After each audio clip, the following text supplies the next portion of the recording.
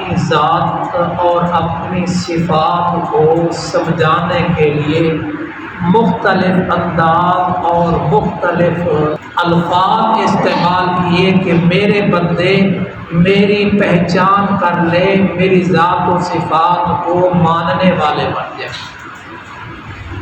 آج کی جو حدیث آپ کو سنائی ہے صحیح مسلم کی ہے اور حدیث قدسی ہے۔ اللہ تعالیٰ فرماتا ہے یا عبادی انکم لم تبلغوا ضری فتضرونی، اے میرے بندے اگر تو مجھے نقصان پہنچانا چاہے تو ہرگز نقصان نہیں پہنچا سکتا۔ وَلَن تَبْلُغُوا نَفْعِي فَتَنْفَعُونِي، اگر تو مجھے نفع پہنچانا چاہے تو نفع بھی نہیں پہنچا سکتا۔ اور پھر آگے اللہ تبارک و تعالیٰ نے فرمایا یا عبادی لو ان اولکم وآخرکم وانسکم وجنکم،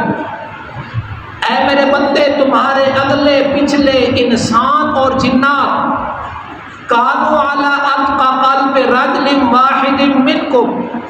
اس شخص کی طرح ہو جائے جو سب سے زیادہ مجھ سے ڈرنے والا ہے، ما زاد ذالک فی ملکی شیئا، تو میرے ملک اور بادشاہت میں ذرہ برابر بھی فائدہ نہیں ہوگا۔ یا عبادی لو ان اولکم وآخرکم وانسکم وجنکم،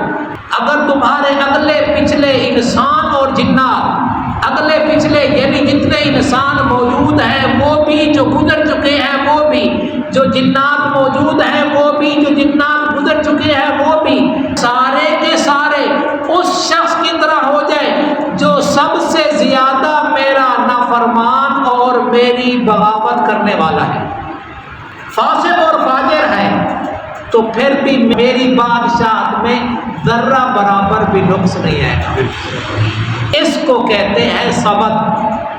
سبد کا ایک معنی اور عام فہم معنی کہ اللہ تعالیٰ کے سب کام سب کے بغیر ہو چکے ہیں، ہو رہے ہیں، ہوتے رہیں گے، اور ساری مخلوقات کے سب کام نہ پہلے ہوئے ہیں، نہ ہو سکتے ہیں، نہ ہوں گے جب تک اللہ تعالیٰ کی چاہت اور مرضی نہ ہو۔ تو اتنی طاقتوں والا، اتنی قدرتوں والا، یہ جو میں اور آپ نماز پڑھ رہے ہیں، ذکر اذکار ہے، تلاوت ہے،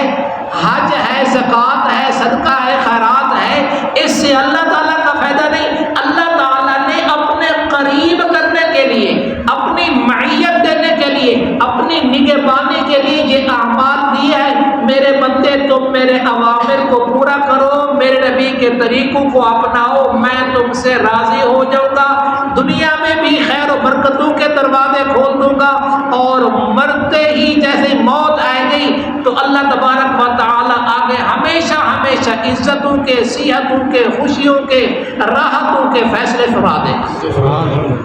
تو جذبہ یہ ہو میں کچھ نہیں، میرا کچھ نہیں، میں کچھ نہیں، میرا کچھ نہیں، سب کچھ اللہ کا ہے،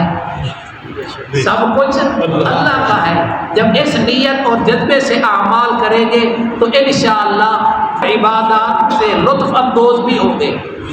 ہو سکتا ہے کہ آپ میں سے کوئی ویران دل لے کے آئے، یہ تو ممکن ہے، لیکن یہ ناممکن ہے کہ پھر ویران دل لے کے چلا جائے۔ اگر ادب ہے، احترام ہے، تو پھر ویران دل لے کے آئے گا